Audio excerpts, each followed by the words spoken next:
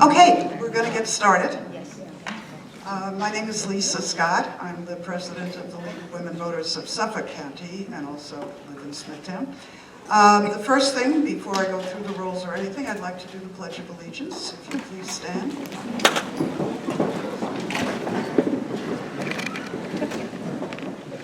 I pledge allegiance to the flag of the United States of America and to the republic for which it stands, one nation, under God, indivisible, with liberty and justice for all. Thank you.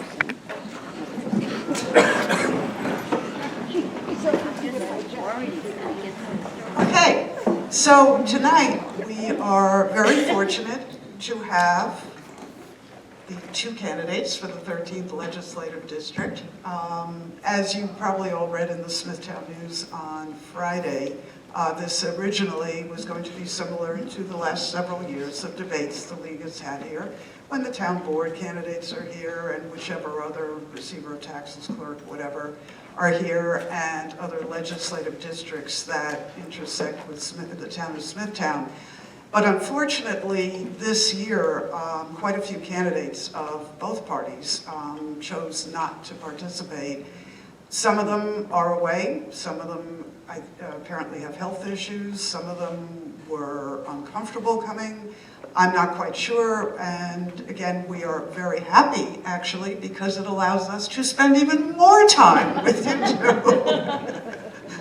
They both participated in a debate last night in the monsoon with 6 other candidates. There were 4 Suffolk County Legislative Districts present, 13, 16, 17, and 18. And the result was we really only got about, 9 or 10 questions covered. And we're hoping we can cover a lot more topics with a lot more nuance tonight. The way that debate rules work, and the candidates agree to them ahead of time. First of all, we're the League of Women Voters. Yes. Pay attention. The League of Women Voters is nonpartisan. That doesn't mean we give equal treatment to 2 parties. It means we do not support or oppose candidates or political parties. So I can vote for whomever I want, but hopefully you will never be able to figure out by how a debate goes whether I have any preference or not. The purpose of the debate is to educate the public. I sort of got the impression that quite a few people are here today because they actually do tend to favor a candidate. And that's great, but what we really want to do is try to elicit as much detail, passion, knowledge, whatever, from the candidates. All the questions that are asked are applicable to both candidates. As I said to the group last night, we don't do gotcha questions. We, I hope, in Smithtown live in a very civilized society, and what we want to do is fair and even and listen. What I do ask is only applaud after people do their introductory statement and at the end, after they've done their closing statement. I'd appreciate you're not, you can smile, yes. But please don't applaud, because what it does is I stop, then we slow down, then you kind of lose the time for a question or two. I do want to thank Rick Holmes and Patrick, who are here from Kings Park Productions, which is, yep, cheer for them, boy. They have been incredibly generous in sharing of their expertise, their equipment, their time with us.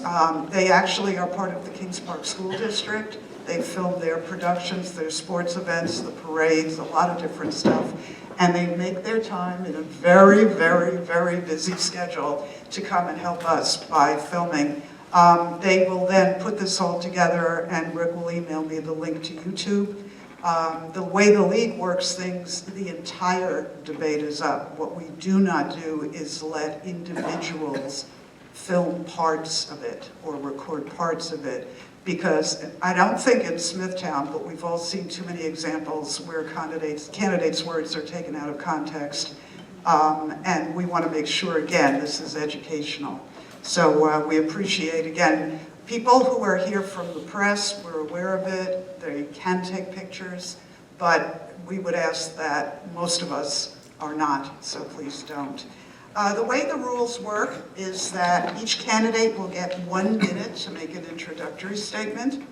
Then I'll be asking questions, and I alternate. I decided that Rob Trotta would go first tonight, and then Jan, and then at the end, Jan would end up doing the closing last, because we'll end up back in that order. Each question is directed to a candidate. The same question then goes to the second candidate. They get 1 minute each for those questions. They each have a red card. And they will get, what did I tell you folks? Three times. Yeah, 3 times. Let me make sure. Yep.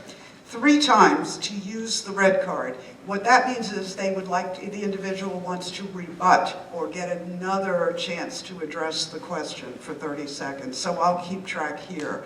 So if for argument's sake, what's your favorite color? And Mr. Trotta says blue. And Ms. Singer says aqua.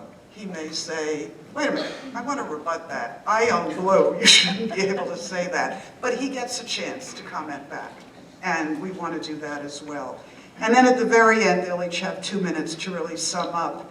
Number 1, why you should be voting for them. And number 2, to address any issues that were brought up that they didn't get a chance to rebut. So they'll be taking notes on those things too. Also, there's usually no way we can ask all the questions that have been prepared or submitted to us. What we do is we group them by topic, and lots of times I'll kind of merge a few questions together so that we get to the gist of what people want to know. But I apologize if people feel strongly about an issue and we didn't get quite to the amount of detail you'd like. I'm sure we'll have a little time at the end if you want to speak to the candidates. You most certainly can do that individually.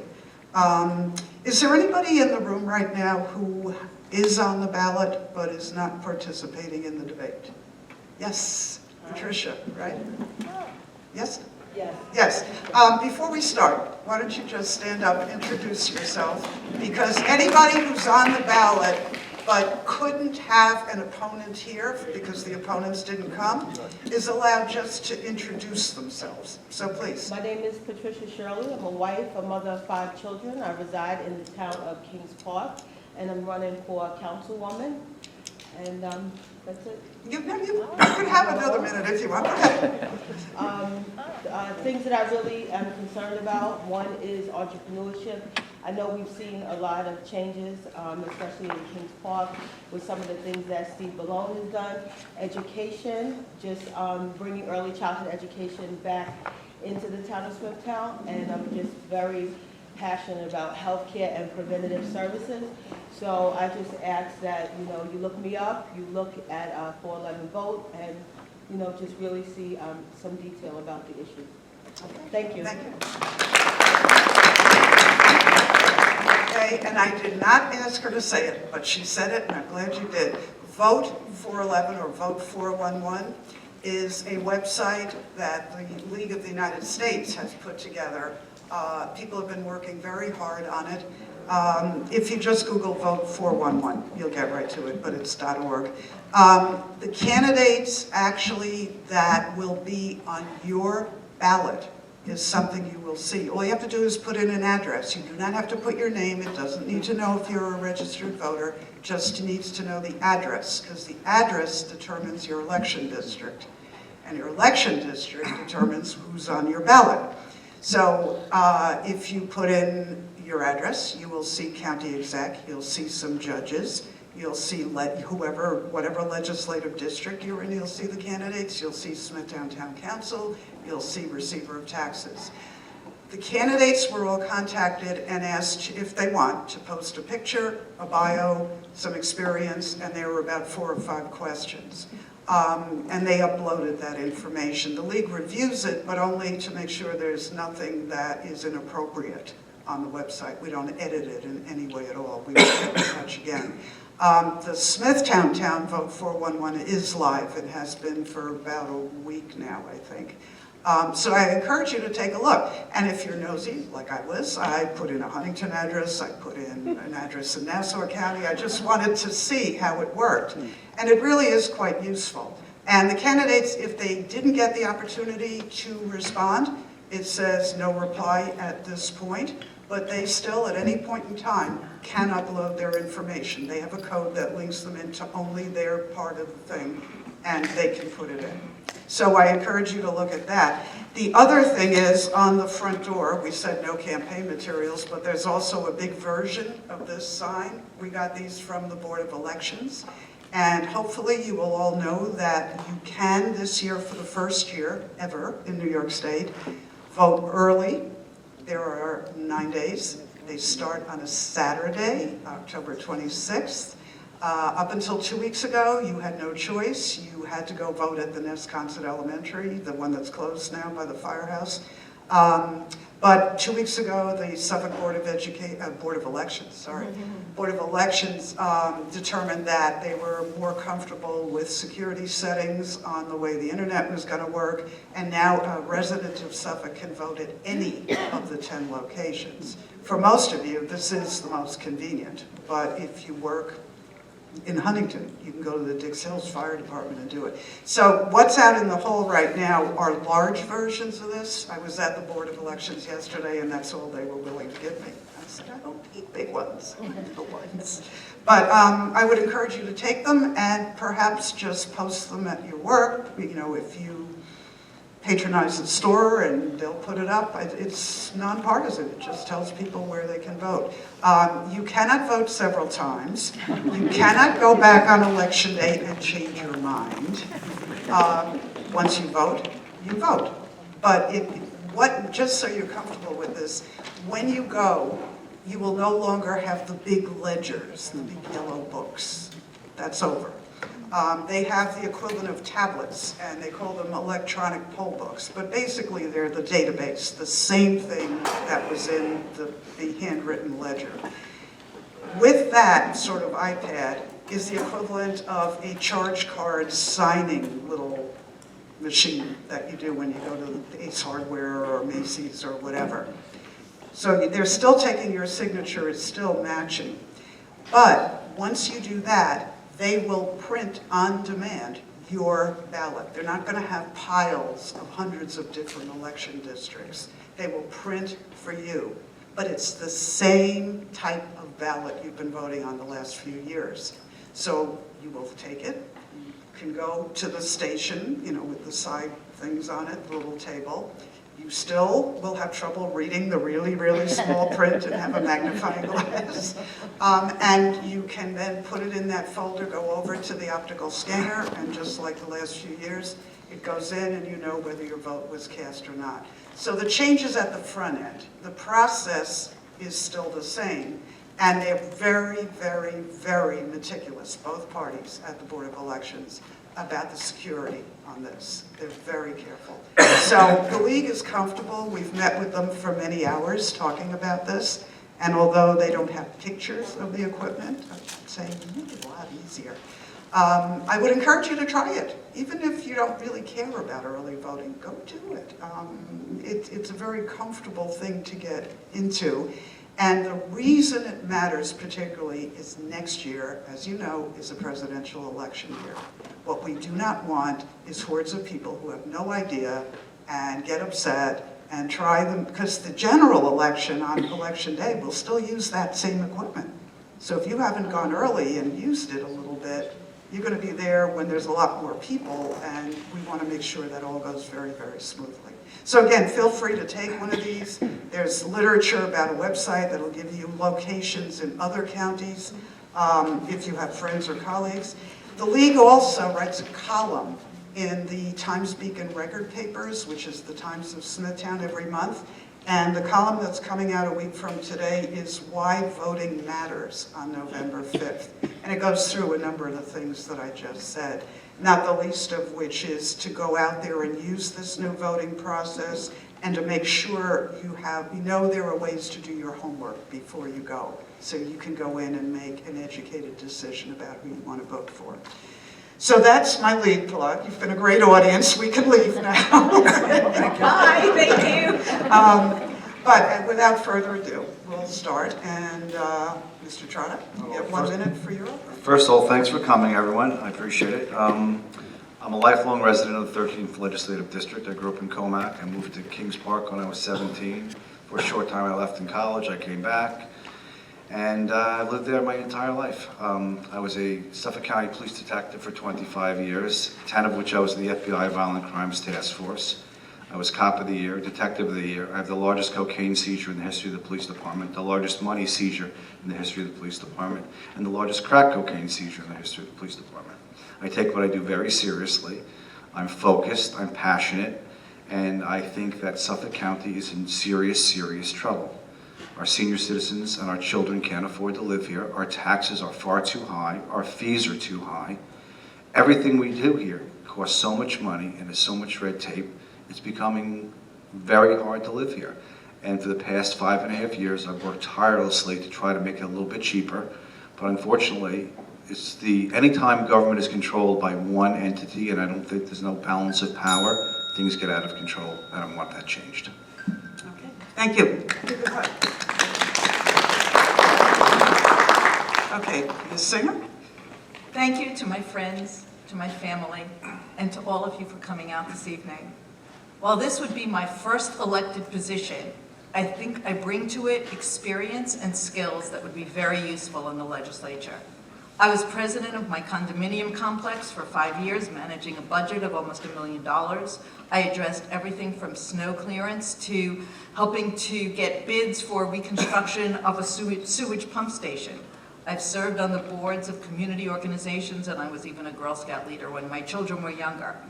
I ran my own law practice for over 30 years, representing husbands and wives, often at the worst points of their lives, and I figure if I can negotiate between them, I can bring those negotiating skills to the legislature. If elected, I will balance the need to keep taxes as low as we can while providing quality services to make Suffolk a successful place to live, to work, and to raise families. I will work with the entire government to protect us all, and most specifically, I want to work on clean water. We cannot reduce crucial services or neglect our infrastructure, and I'd like half a sentence. I've seen my life as one of service, and I hope to continue that on your behalf. Thank you. And yes, they know.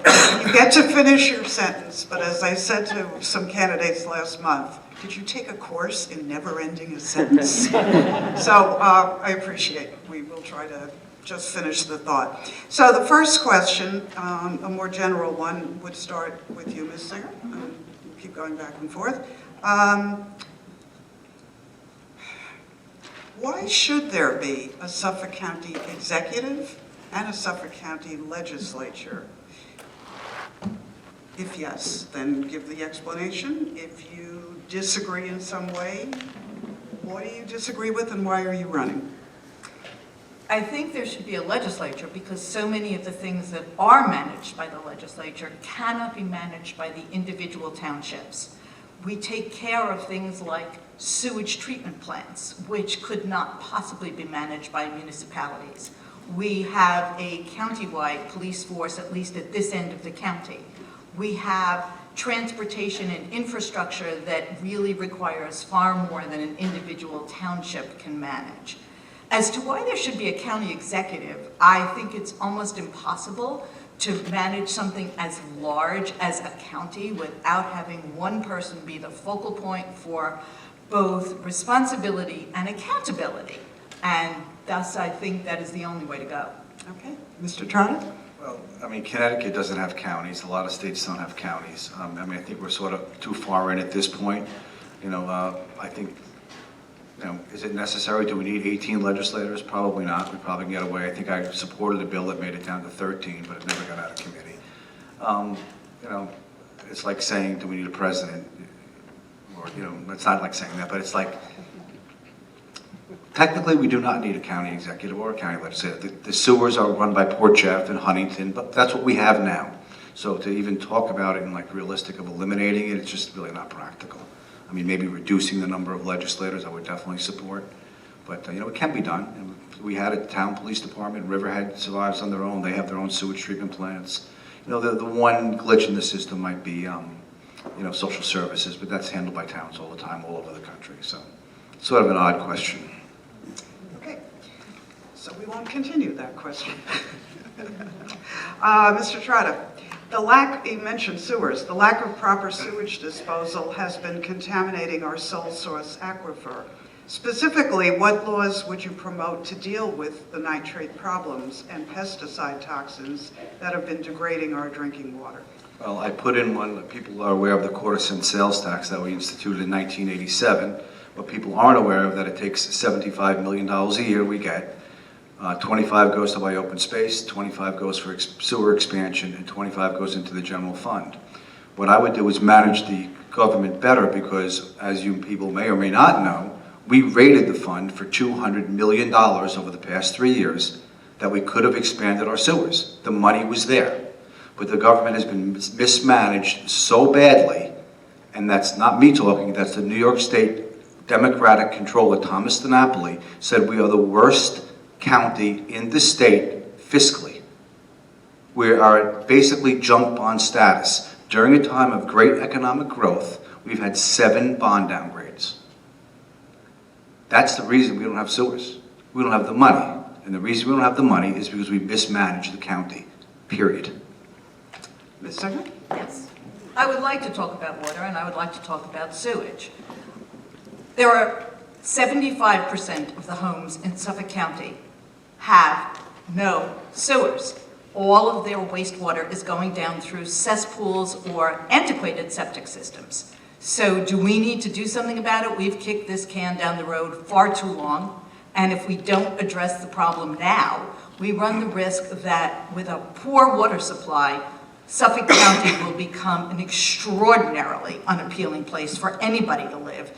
We talk about a lot of things having to do with fiscal stress, but this is one of those things for which money must be found, and it doesn't necessarily have to be found all from Suffolk taxpayers. We need sewers, we need on-site alternative wastewater treatment systems.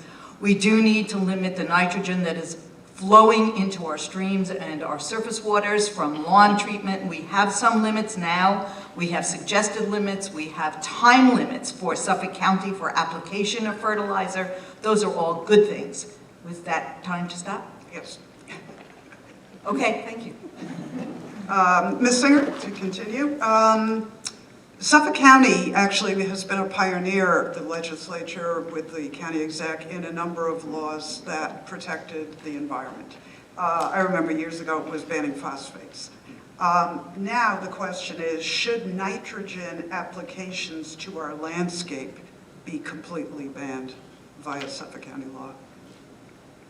I don't think most of Suffolk County is ready to do anything like that. Personally, I would happily turn most of our lawns into gardens that don't require nitrogen. We could have variations of trees and landscape planting, but the reality is Long Island is an entire one community that is addicted to green lawns. We still keep them. I think that we could tackle this with an education process, and from that education process, develop much more stringent limitations on the use of nitrogen.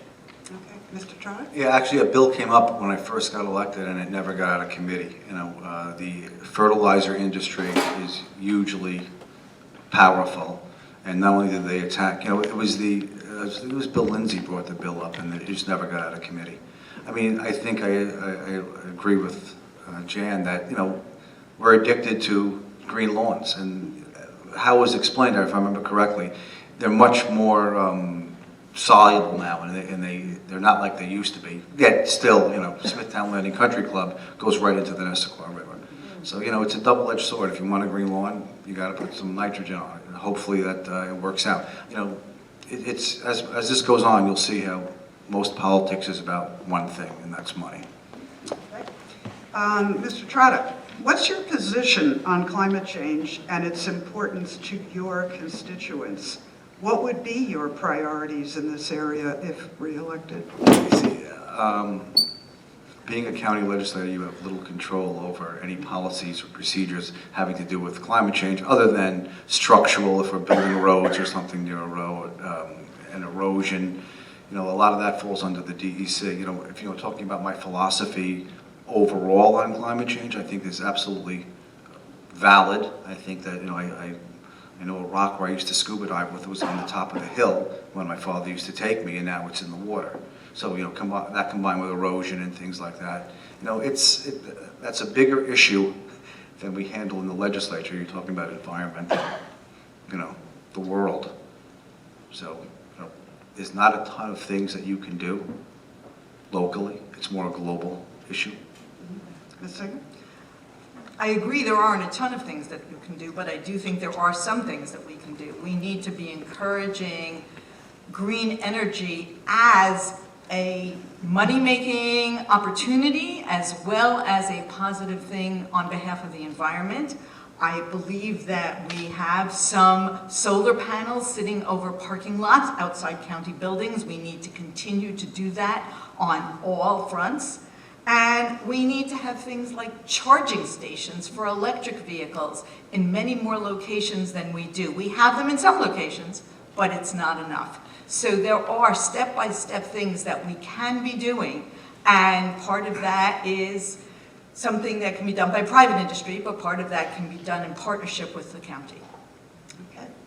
And one more on the environmental questions. Pollutant plumes have been a big issue in parts of your district, and I'm just wondering what the role of the county is in that, since the county does have a health department and a water department, and that one would be... Yes. Yeah, Ms. Singer. Oh, I'm sorry. Yeah. I'm sure some of you may have heard about the money that was received through the efforts of Senator Schumer to address the plume at the Gabreski Airport, which is a chemical plume. So much of our industry was indiscriminate discharge of dangerous chemicals into our land and our waters, and we had to stop it.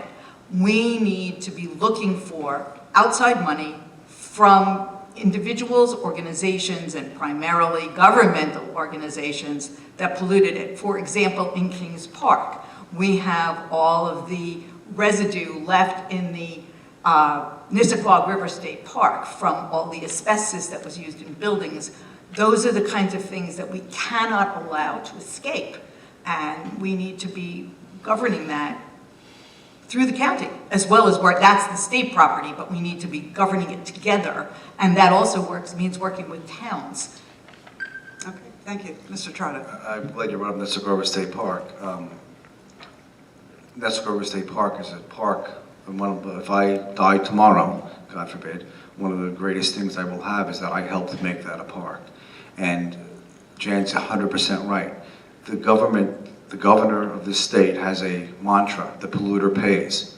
And guess who polluted that property? The state of New York. I've had conversations with the governor saying, look, you own the biggest zombie house in the state of New York. The 13-story building in Kings Park. And he basically laughed and said, oh, did Senator Flanagan put that up to you? This is a major issue. We have landfills that are uncapped in the town of Smithtown. For 30 years, they've been leaching into our groundwater in Kings Park, and in Smithtown, actually. This is something that the DEC has totally dropped the ball on, and only recently, when the two pieces of property came into county possession, not even county, it's called the land bank, that I realized that they were uncapped. So I went to the DEC, and I'm in the middle of a battle with them capping this property. I had a gentleman who was going to pay $1 million out of his own pocket to do it. Okay. I just realized there was one other question that came up on the environment on a card, so I want to ask that too. Again, looking at it from the perspective of the job you want in the Suffolk County Legislature, wind farms, solar. We see solar panels appearing on over county and state parking lots. There's been a lot in and out on wind farms, and also the whole PSEG gas pipeline thing. So, Mr. Trotta, your minute on any or all of those. The county executive of this county cost everyone in this room $15 million.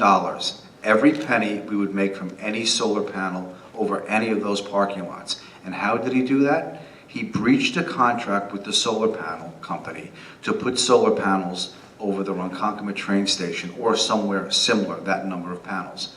He breached the contract. There are emails going back and forth where he was saying, we don't care, we might need that someday. So he breached the contract. So every penny we would have saved cost you. And you know how we got that $15 million?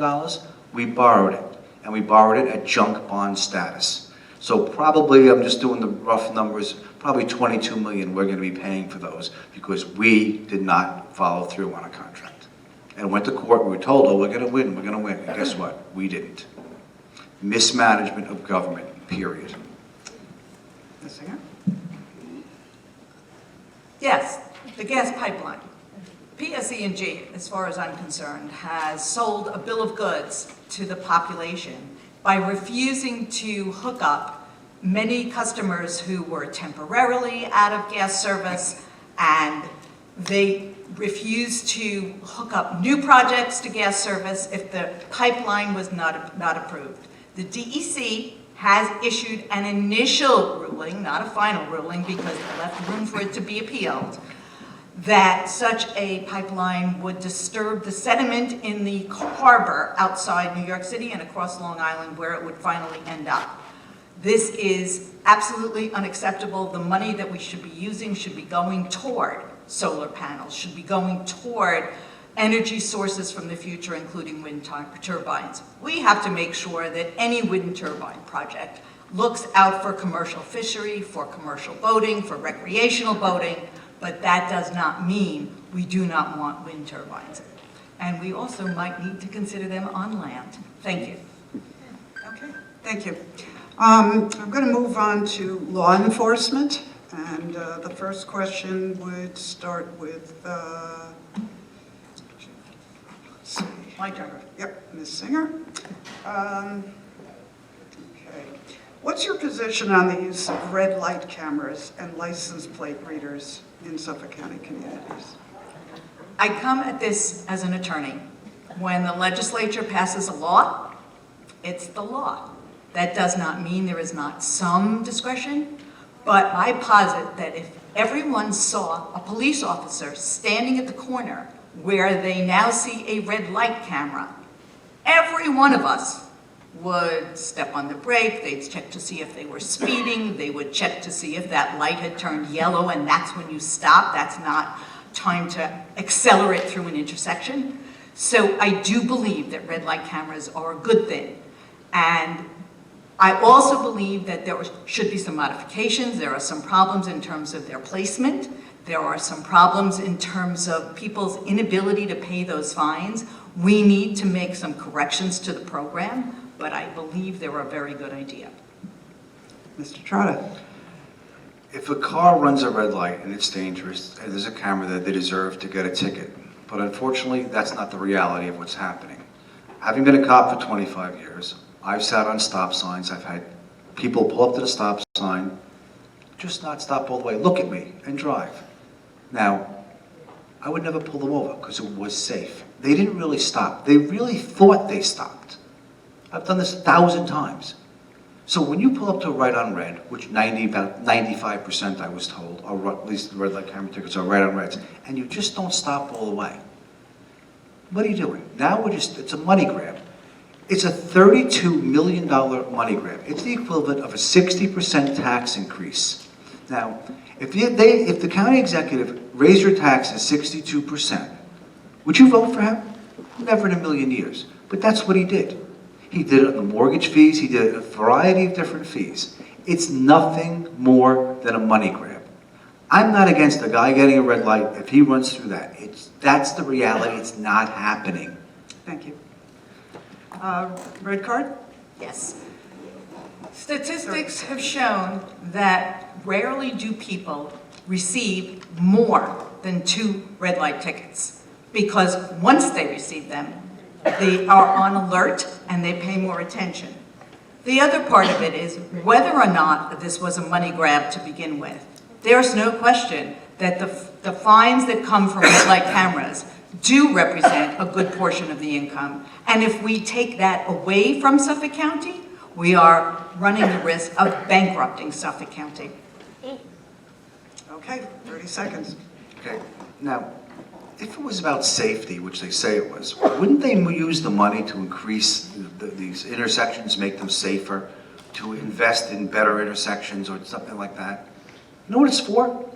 It's for the 43% pay increase that they gave to the Suffolk County Police Department since 2012. Now, anybody in this room get a 43% pay increase since 2012? Nobody. And you know why they got a 43% pay increase? Because they give unbelievably large sums of money to politicians, period. Okay, I think we'll come back to that subject also. Okay. This one starts with Mr. Trotta. Do you have a plan for collaborating with other agencies and levels of government to reduce and eventually eliminate gang activity from the towns in your legislative district as well as surrounding areas? Well, this topic, I don't think there's many people in Suffolk County that know more about. I was in the FBI Violent Crimes Task Force and the MS-13 Task Force. MS-13 came into Suffolk County for one reason, mostly one reason.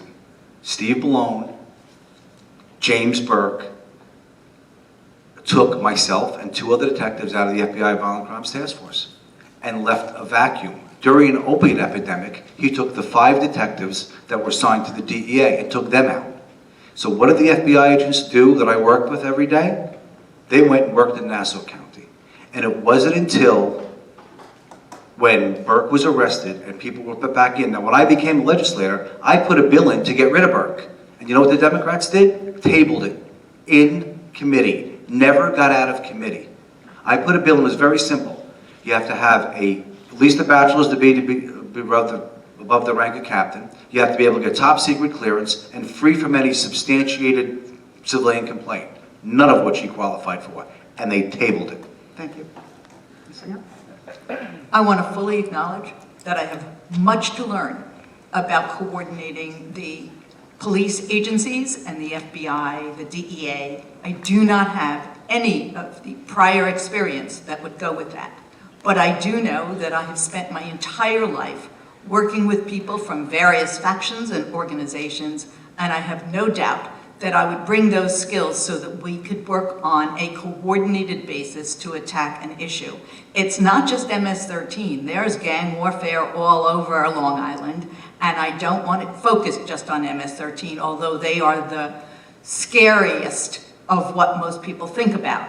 But they are located, as are other gangs throughout Long Island, and I think we need to understand their connection to drug activity, and that is one of the things that is extremely important to me. Okay, thank you. The League of Women Voters works with the legislature every year to put on a program in Riverhead and Hopog called Student Day at the Suffolk County Legislature. And students come from various area high schools. They meet other students not from their own school. And the goal is to actually have them sit in the horseshoe and act as legislators, as the presiding officer. Some of them then present questions, public comment. They have a lot of roles. And they debate an issue which has a proposed law. And when the League works with the legislature, we try to come up with a possible law that it would be appropriate within Suffolk County. It would be the jurisdiction, and it deals with a contemporary issue. And we've done this for a couple of years. The reason I bring that up is the proposed bill last year was should the Sheriff's Department, Suffolk County Sheriff's Department, provide school safety officers who are armed? And the kids debated it. And it's always interesting to see where it plays. It doesn't play the way you think it would, sitting on the outside. So the question really is, what's your opinion? Should there be armed school safety officers, either from the sheriff from the police or individually? Right now, districts have different policies, and we understand that. But what's your opinion on it? Yeah, this is Jan Singer. Oh, yeah. Sorry. My personal opinion is that I would not have armed safety officers inside the school. That's not the same thing as having availability of armed officers on call for school districts. I know that there are, in many cases, I think the Smithtown School District has a direct line through to the Suffolk County Police, which is, as far as I'm concerned, essential. I know that I attended a board meeting at Mr. Trotta, and I disagreed. He spoke at the meeting itself for the Smithtown School Board, and he believed that the kind of coordination I'm talking about was not going to be practical because everything needed to be too split-second, needed to be too laser-focused, to use your word, and that any officer coming in was not going to look to the information that would be provided directly by the school. I think that that kind of coordination needs to continue. It should be there for the support of the school districts. Thank you. Mr. Trotta? I think what you're referring to is the Rave app. It's a button, which is essentially a speed dial button for your phone to dial 911. Now, there was $2 million of your money that we paid for, which is essentially a speed dial. So I got the contract from Rave, and you know what it said? Do not use this button to call the police. The only way you should call the police is by dialing 911. But it was a good press release, and it was a good thing for them to set up and say, oh, look what we did for the schools. You know, and a lot of times, actually, I had a guy yesterday calling me from a state where it didn't work because it has to do with Wi-Fi connections, and inside schools there's cement, and you can't even sometimes depend upon it. So while I'm not totally against it, I am against the self-promotion of, look what I'm doing for the community. I think a lot of security should be quiet, and no one should know about it. And there's some stuff that people should know about. You know, but look, these shootings are a horrible, horrible, terrible, terrible thing. But there's a lot of other horrible things in this world that don't get the attention they do. Thank you. And finally, on law enforcement and related issues, Mr. Trotta, Suffolk legislators recently considered a bill that would prohibit employers from asking about a person's criminal past on the initial job application. What is your stance on improving employment opportunities for people who do have criminal records? You know, I think I was, you know, if you had a felony conviction, you know, usually you don't get a felony conviction on your first arrest. It's usually something that you've done a few times and you ultimately get a felony conviction. Now, the liability of an employer who hires someone and the expense on an employer who hires someone to do background checks is a lot. So it's got to be a balancing act. My argument has always been, if you're a well-spoken person and you can talk to this person and say, look, this is what I did, this is what the crime I committed, that employer may hire you. On the other side of the coin is, I don't want the employer to have to spend the money to try to find out, and God forbid, the liability if he hires someone, and guess what, they did commit a crime and it was some kind of crime related to what their employment is, then they're spending more money. So there is something in the middle. I don't know what is, maybe misdemeanors, you don't have to do it, but a felony maybe you do. It's, you know, I want to balance it out, but I'm also looking out for the employers. Just a point of clarification, the question is specifically said, because I remember hearing about this a few months ago, that it was only on the initial. In other words, could they get in front of somebody, and then they would have to report it. But the social service there was more to it. Okay, thank you. Well, I was there, at least on one of those discussion meetings, and it seemed pretty clear to me that the question was whether or not a job application could have a box that you would check that you had a prior conviction. And the point of this was giving an opportunity to somebody who has served his or her time in jail to get back into the workforce, to get back the opportunity to rebuild his or her life. Is there such a thing as rehabilitation? Obviously, I do not want an employer placed in a position where they could not do a background check if somebody had been convicted but this was not about whether or not an employer could do a background check. It was only whether or not the actual job application would have such a question contained on it, and thus give that person the opportunity for that face-to-face to explain what he or she did and why they, whatever their thoughts were. Okay, thank you. Moving on to health. Ms. Singer, this starts with you. How would you, as a legislator representing this district, combat the problem of heroin and opiate addiction by, what kind of resources or facilities or services are in place, would you recommend? There are several things, but the way I have talked about it when I've gone door to door has been that we need to talk about outreach and education. Education being the foremost. It needs to start at the youngest age. It needs to start in the home. It needs to be in the schools. We need that kind of prevention before we can talk about enforcement of law, because most of the people we're talking about are often too young to really understand the consequences. It's up to the adults in that person's life to make sure they understand. We do need enforcement of the law. I do think that there's some serious drug problems, and I wouldn't not do that, but we also need to acknowledge that there is a chemistry change in the brain when somebody becomes addicted. They need to have treatment available. And treatment availability not only is like we have for alcoholic situations where there's abstinence, but often for opioid addiction, they need medically assisted treatment available. There are several different kinds of medication. We want to make sure they're all available. Thank you. Mr. Trotta? Yeah, I agree with a lot of what Jan said. Education, rehabilitation are very important, but I just want to make people aware of what happened, what's going to happen January 1st of this year. So if you get a serial burglar who's a heroin addict breaking into your houses, and he breaks into 5 houses and he gets caught, the next day he's out with no bail. We've done away with bail for burglary and for some robberies and for selling a kilo of cocaine to someone, to an undercover cop, you're out the next day. So that guy who breaks into stores one after another, he's out the next day, breaks into another, is missing the ability to go to jail and get rehabilitation. Because that's what we do. When you get locked up, you go into drug treatment. So the Democratic state legislature passed bail reform where the man who breaks into your house, the judge cannot hold him. He's out the next day. He breaks into a store and robs the bagel store. The next day, he's out. He can drive to Stop and Shop the next day and to a gas station the next day. They cannot hold him.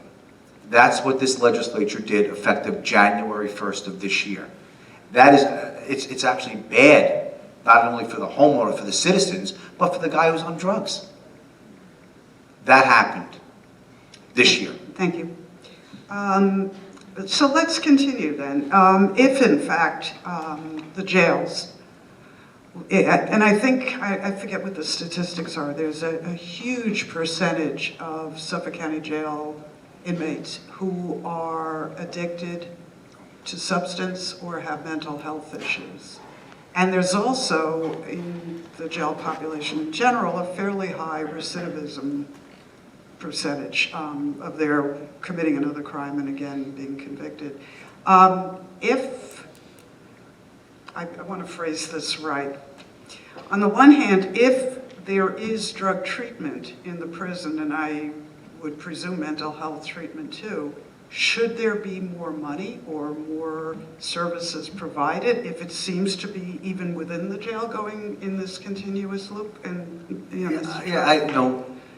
the answer isn't always throw money at something. They do have that. They have programs just for that. I mean, just the ability not to be able to get drugs is helpful. You know, now you're just putting a guy in who gets out again, he's on drugs, he's going to do it again. I mean, just stop the formula, stop the motion of this guy. And look, I used to see crash and grab guys all the time. We used to have a joke. It's the same 100 people. We would arrest the same people. They get out, they do a bank robbery, they've been in for 5 years, up here they come again. I always said I was going to write a book, the same 100 people. So this is what you're doing, is you're letting them out. This is a horrible, horrible thing. Not to mention the legal stuff that's going on with it. You have to turn over everything you have on a case within 15 days. So that means if we ever do a controlled buy of a house, someone selling drugs in your neighborhood, we have to tell the defense attorney who turned them in. No one will ever cooperate with the police again. This is a serious thing happening January 1st. Very serious. The Democratic Suffolk County District Attorney came in and was complaining about it yesterday. Thank you. Ms. Singer? I don't know the exact number, but more than half the people who are inside the Suffolk County Jail as inmates are in fact addicted. I spoke with Cheryl Toulon relatively recently, and I asked him to thoroughly explain the procedure. When somebody comes in, part of the initial intake is a health department evaluation. And that health department evaluation addresses not only mental health and physical health, but whether or not somebody's addicted. He explained that most people who are addicted, as he put it, self-confess because they want the treatment, because failure to obtain the treatment means cold turkey. So there's a great incentive if somebody is addicted to acknowledge that addiction when they are brought into the jail. They do receive, depending upon the evaluation, daily, weekly, whatever is needed to treat them while they're there. They do also have a referral program for when somebody gets out. But we have to fully acknowledge that any kind of referral program still requires the cooperation of the inmate, now somebody out either on parole or having served his or her time. So, okay. Make notes for the conclusion. You got 2 minutes. Okay, Ms. Singer, one more question in the general health area, and this comes from young people. What programs do you think there should be in place throughout schools and the community to combat mental health issues in young people? Mental health awareness is probably the most important thing we can be doing directly with those people reaching puberty. We all can remember how difficult that time was, and if we think we can remember stress, I can't even imagine the stress that they are under in the current world. And so mental health services, they now have something like a mental health day. We as adults used to joke about it when we had a hard time at work. We wanted to take a mental health day. They are now talking about this for school students in the public schools. It is essential that we acknowledge that depression and suicide and all of the other things in between that spectrum are some things that can happen to students as well as adults. So I would like mental health awareness available in the schools. Mr. Trotta? I really hadn't thought about that, and earlier this month, actually last month it was, a student from Smithtown came to me, and I actually sponsored a resolution for make this teenage mental health month, and it was passed. The gap that I've seen, as in law enforcement, is the schools try to take care of that, which really isn't in our purview. The school districts do that.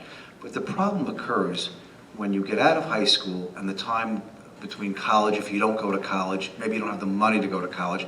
That area, like 17, 18, 19 years old, is the area where they're most susceptible to getting on drugs and alcohol. Maybe their buddy went to college, they didn't. Maybe they didn't have a good job.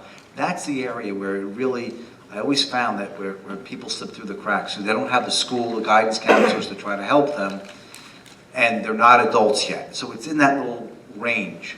So that I always thought was the area that we needed to approach. But I got to tell you, it's very hard to do. It's very hard to get someone who's no longer in a school system and is not an adult in a situation. It's a tough thing. Okay, thank you. Also on youth, where am I here? Mr. Trotta first. Describe 2 initiatives or bills that you'd like to try to pass that would be specifically relevant to the young people in your district. It's a very general question. Very general. Better budgeting, a long-term budget, because the children in my district may not be able to live here anymore because of the cost of living, the taxes, the fees, make it unbearable. This is one of the most expensive places to live on the planet. And without any high-paying jobs, I mean, why would a company come here if a house is $500,000 and the tax is $12,000 a year, and they can go to North Carolina and the houses are $300,000? They're nicer, and the taxes are $1,200 a year. So now companies are going to move there. and our children are gonna move there. So the best thing I could possibly do for the kids in this area is to make it more affordable to live.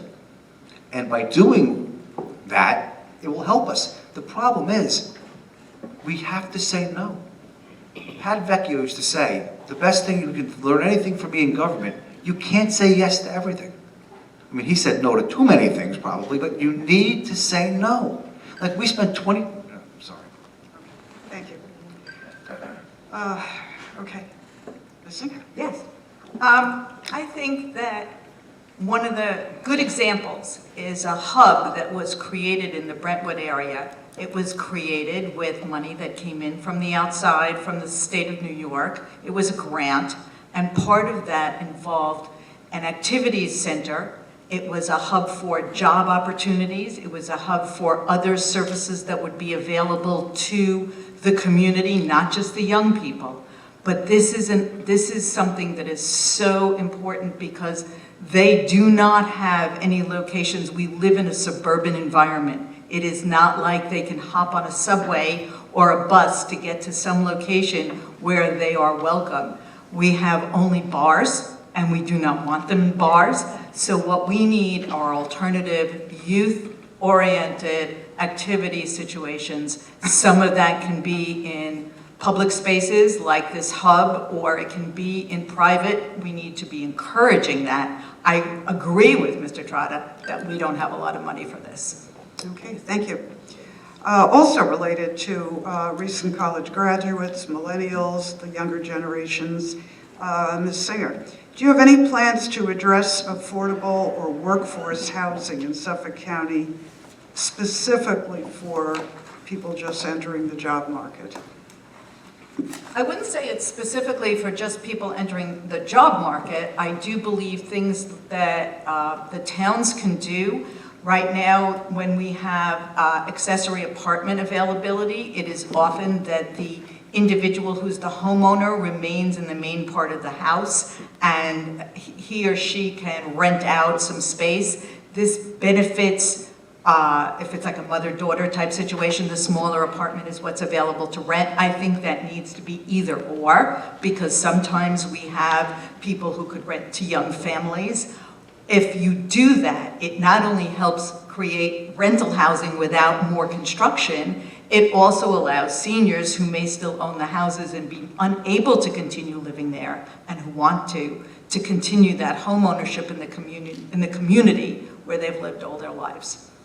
Mr. Trotta? Yeah, unfortunately, I don't think a lot of teenagers or, 20s want to live with their parents, but I understand, that we've made it so expensive to live here. There's really no such thing as affordable housing. I was talking to a guy yesterday, he was looking at a place in Center Mauritius, an apartment was $4,000 a month. Patchogue at $3,500 a month. And you're seeing these apartments, which, I'm not a real big fan of because it's just some very wealthy guy who's putting these apartments up and collecting, money, and it's sort of dispersing the wealth. It's concentrating it.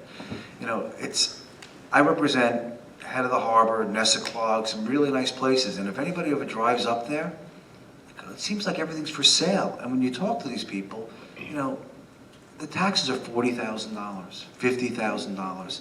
It's just unaffordable to stay here anymore. And I want to get back to the fact, we built a swimming pool for $25 million at the Suffolk Community College in Riverhead, and the excuse they gave us was that the Southampton dive team didn't want to drive to Brentwood. Thank you. Your district is predominantly Smithtown, a little bit of Huntington. Towns have zoning priority. They set the rules. Do you see any kind of partnership or mutually beneficial way to move forward on creating more, whether it's more density, more services? How can we create a desire ultimately to stay in the town? I mean, there are some downtown things, like hopefully, look, we're going to have sewers in Kings Park. I can remember John Kennedy in 2008 saying, we're shovel ready in Kings Park. Well, now we're just told after we have the money, it's going to be 4 more years. They built the Empire State Building in 11 months. Why does it take 4 years to dig a pipe down Kings Park? Oh, by the way, The sewer treatment pipe goes directly across Main Street now. Government is incompetent. Like Jerry Chestini, if I told him to do that, he's a builder, he would have it done in 3 weeks. It'd be done. We need to be more nimble. We need to be less addicted to the money that controls government. I mean, I can give you lists of money, campaign contributions. The county executive is spending millions of dollars to get elected to a job that pays $100,000 a year. Don't you think he pays that back in huge contracts? I could tell you stories about waiver committees and how money is being wasted that you would cry. Okay, Ms. Singer. On the issue of zoning and working with towns, I think that is extremely important. I think that Smithtown has just gone through a process for a master plan. I think that it's a good thing, and I hope that they continue with it. I think Huntington is dealing with some issues having to do with density. I saw today a posting that they are talking about taking a park and plowing it over and making it into a parking lot, even though there's accessible parking less than 2 blocks away. I don't know if that's accurate, but that is what's coming out. It does not seem reasonable. I know that we need to be protecting our waterfront, and when we have any attempt to build along the waterfront, we have to be taking into account nitrogen, and nitrogen. We also have to take into account rising seas. We need to be making sure that we are not putting construction where we are going to be washed out either through a storm or through backup from any other possibility. Okay, thank you. Ms. Singer, this starts with you. The limit on the SALT deduction on federal income tax is having a significant negative effect on property values, on real estate transactions, and on the ability of homeowners to afford to stay in their homes. What would you do as a Suffolk County legislator to help or guide your constituents in dealing with this issue? That is an incredible combination of counties and federal law. I have been devastated by the passage of that federal law because I believed it was a tax on New York, it was a tax on California, it was a tax on a lot of what we call blue states, which is not accurate because there are people of every political persuasion in every state, but it really was meant to hurt us in particular. There is an effort on behalf of the Suffolk County to join in with other federal and state executives to petition for a change, but until there is a change in Washington, I do not see that happening. It is almost impossible to acknowledge what that has done to our local governments, our town governments, and our county governments. The loss of that deduction is devastating. Mr. Trotta? I agree, but guess what? It only affects 5 states. If we would control our budget and control our spending, we wouldn't be affected by it. Am I for it? No. Clearly I'm against it. But it's only because we overspend. That's it. 4 or 5 states I think it affects. That's all. So, do I agree with it? No. But there's a reality of it. We're spending too much. Our taxes are too high. There's a very simple answer. Get your taxes down. Run your state, run your county better, and you won't be affected by it. Red card, 30 seconds. I do think this is a value-based question. We provide services to the citizens of our county, and I do not believe that it is possible to reduce our taxes enough so that this $10,000 limitation that was put into place by the federal government would even begin to be acceptable. We need the things that we provide, and I absolutely do not want to be part of cutting a budget that is enough to match what that has done. I'm actually going to give each of you 30 seconds more because I'm going to add a comment, which is property taxes are predominantly school taxes. So do you want to comment on that? No, it's the same. It's like getting out of. It's a snowball rolling out a hill, getting out of control. I mean, the teachers are a union that get people elected. The police are a union that get people elected. Do you know that I'm the only one, the only incumbent that's not endorsed by the police union? That's it. Because I say, look, all I'm saying is take a cost of living. They got 3 times the cost of living every year for 8 years. My parents got a third of 1% on their $17,000 Social Security in 2017. Well, they got 3.75 on $175,000. Now, is that fair to anybody? Thank you. Ms. Singer, do you want to comment on my comment? Yeah, well, actually, I want to comment on Mr. Trotta's comment. Teachers are a union that get people elected. Well, yes, there's no question that the unions do sometimes voice their opinions on officials or candidates, but that is not the main purpose of a teachers' union, and that is not the main purpose of unions in general. They were created because people who were working were exploited, and over the years that has changed somewhat, but there's no question that there is a very anti-union bias in this society, and that's what's going on right now. Okay, thank you. Staying within the revenues expenses realm here, and there's a lot of questions, but we're not going to be here all night. So this one now we'll start with Mr. Trotta.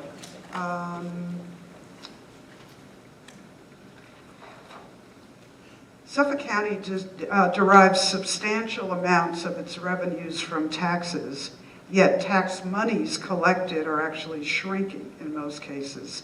Part of that is property tax, part of that is the wishful thinking on internet service collections, which hasn't really been seen yet.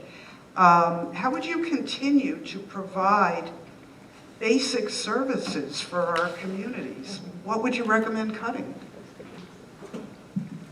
You want a list? You got a piece of paper? You got a minute? Okay. How about a $25 million swimming pool? How about a $9 million fingerprint lab? How about a $6 million extension to the police property section? How about a probably $4 million dog kennel? That's off the top of my head. And the reason we do this is because you don't get campaign contributions unless you're building something. If you're not building anything, you're not getting anything. Let me just go over a little money here. Heartland, $118,000. That's Jerry Wolkoff. RXR Realty, $113,000. Lero Engineering, $99,000. Realty Company, $75,000. H2M Architects, $52,000. Albanese Corporation, which is Wine Ditch Rising, $32,000. The County Unions, $130,000. Those are all campaign contributions in the last 5 years to the county executive. Now, anybody in this room donate that kind of money? No, but this buys influence. This is the root of all evil. Make no mistake about it. This is the problem with our government today. Thank you. Ms. Singer? I do agree that the need to get money for the next election has a very powerful motivating factor, and it's a very exhausting effort. I know that we lost, as far as I'm concerned, he didn't represent my district, Representative Steve Israel, I thought was a fabulous congressman, and he specifically did not continue his job in Congress because he had become exhausted by fundraising. However, I do not believe that everybody who is in government sits there with the sole purpose of gaining campaign contributions to continue in office. I believe that there are many things that we could be doing on Long Island. For example, I think we need to be improving tourism. I think we need to be improving areas that could have convention centers. I believe we could have entertainment facilities. I believe there are so many things where money could be coming in, whether it comes from internet sales tax, whether it comes from Jake's 58, whether it comes from alternative things. Are there things that are going to have to be cut? Yes, but every single legislator, when it comes to that budget, is always asking for arts grants for their individual district. Oh, did I reach that spot? I'm sorry. Yeah, you reached that spot. Continuing again, and Ms. Singer, since there will probably need to be not just one-time cuts, as Mr. Trotta pointed out, buildings and facilities, but ongoing, what services or revenue expense lines might affect your own 13th district? What would you accept? What would you fight against in terms of cuts that would affect the residents of the 13th?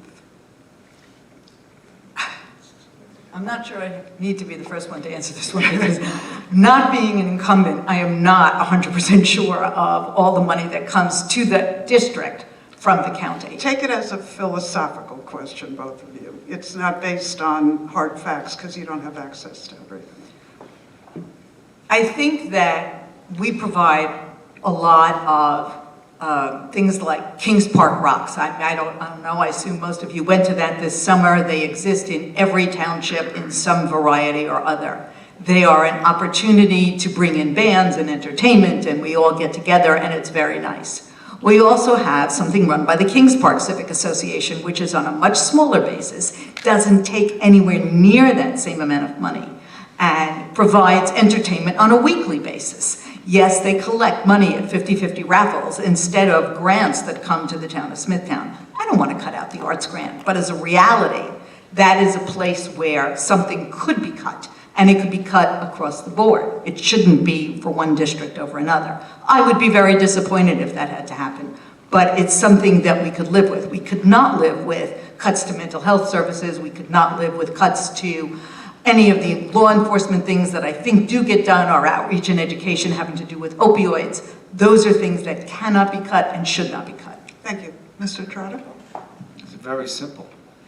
You don't give a 43% pay increase at a cost of $600 million. Those grants for the bands are like, $15,000, $20,000. We spend $167,000 every single day in police overtime. Every day. $59 million a year. My little partner made $275,000 last year. He's 53 years old. He's going to retire. His pension's $174,000 with free health care for life. Now, is that fair to anybody in this room to pay for that? It's not. It got out of control. Look, I'm a cop. I love to pay him $500,000 a year. The reality is we can't afford it. We borrowed $385 million from the pension fund because we couldn't make the pension payments. We took $203 million from the sewer fund that could have cleaned our water to pay their salaries. We sold the H. Lee Dennison building. It appraised for $23 million. We sold it for $73, and we're paying back $108 million. It's very simple. It's personnel costs, and the unions control the county, period. Thank you. Before I raise this, you had indicated that it might be about 45 minutes. I don't want to raise it and use it in case I might need it in the future. You can say whatever. Just be more informal. Now, we are going to have one more question, which you'll both like after this. In which case, and then we'll do the wrap-up. In which case, I just want to bring up a cost-saving measure. Suffolk County instituted what they refer to as an online Costco.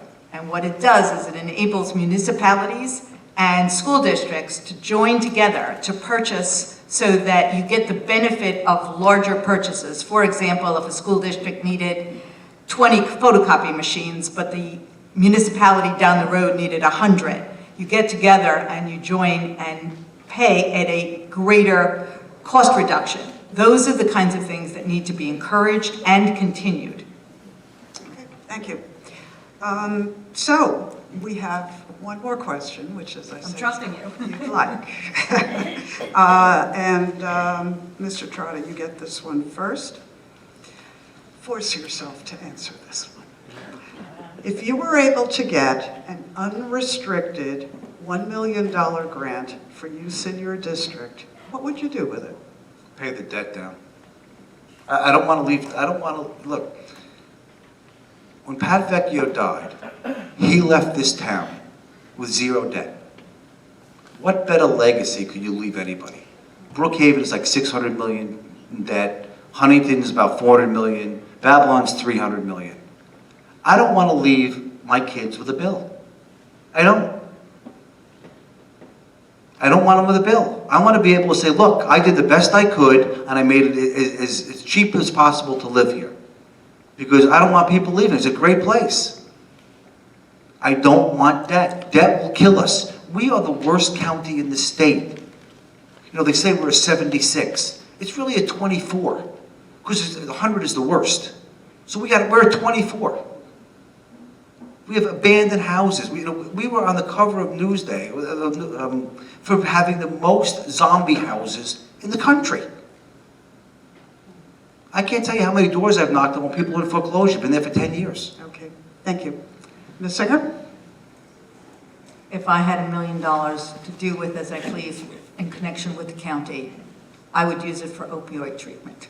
I think that is a crisis that affects all of us. Everyone knows either an individual or a family member, or has a neighbor who has a family member who has been affected in some way or other by this crisis. And if we do not do this treatment now, it's going to continue and it's going to be really bad. So I would deal in treatment. Okay, thank you. So you have 2 minutes for a wrap-up. What we're going to do is, Mr. Trotta, you'll wrap up first, and then Ms. Singer.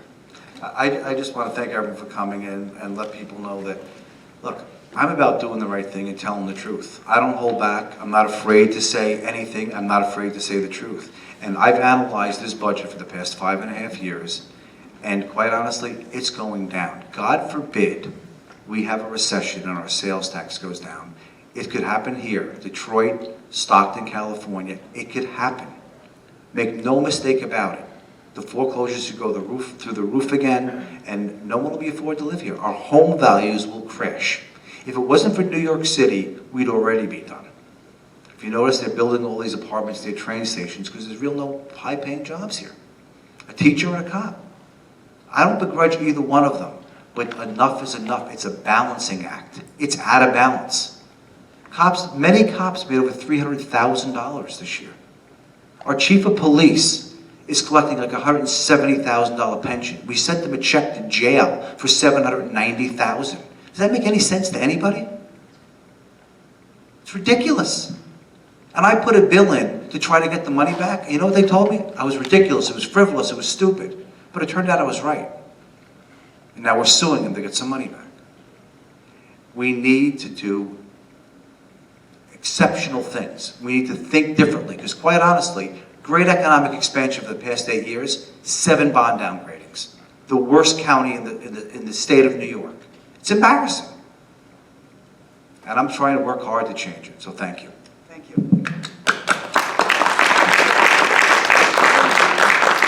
Okay, Ms. Singer, 2 minutes. Legislator Trotta has often been the sole no vote or abstention vote on many issues that voters deem important. I believe I bring skills to the table that will enable me to build consensus where he does not. After personally knocking on several thousand doors addressing the needs of voters, I have discovered that what they want is having us protecting our drinking water, addressing nitrogen, 1,4-dioxane, and chemical contamination, efforts to alleviate sewer problem and create on-site wastewater treatment facilities throughout the county, working with town governments as they plan for the future, continuing the ongoing battle to keep opioids and heroin off the streets, having a professional police force protecting us against violent crimes in all neighborhoods, providing services to the elderly and to the veterans among us, providing for housing and transportation. And last but not least, it means addressing the high cost of living on Long Island, which means working hard and making hard decisions on the budget. Elections, which are often about values, matter. I hope I will have your vote on November 5th, or earlier if you chose to vote early. Well, thank you again to the candidates for having a reasonably robust debate here. Also to all of you for coming. I did want to mention Monday night, 7 o'clock, Kings Park High School Auditorium. We are having all 3 candidates for the county executive come to debate. Greg Fisher, who happens to be in the audience, also Steve Malone, also John Kennedy. We are really happy that Kings Park School District has been hugely supportive. The National Honor Society, the Student Council are working with us on it, and I hope we have a good attendance. We also hope Newsday will be there.